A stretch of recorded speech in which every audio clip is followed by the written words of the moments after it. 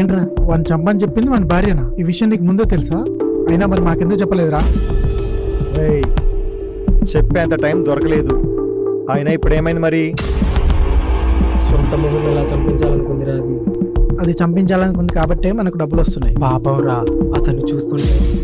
ఏయ్, తిక్కరంలో మాట్లాడదు. ఈ పాప పుణ్యాలు మనకు అనవసరం. మనం మంచిగా బతకాలంటే వాడిని చంపేయాలి. ఇన్ని రోజులు డబ్బు లేకనే ప్రతి ఒక్క చెత్తనా కొడుకుతో మాట్లాడబడ్డాం. ఇక మన లైఫ్ మారిపోతుంది చూడండి. రేయ్, సడన్ గా చంపించేది మన భార్య అని తెలిసి షాక్ అయ్యాను. అయినా ఎవడైతే మనకెట్రా, మనకు కావాల్సింది డబ్బు. పదా. అది పదా.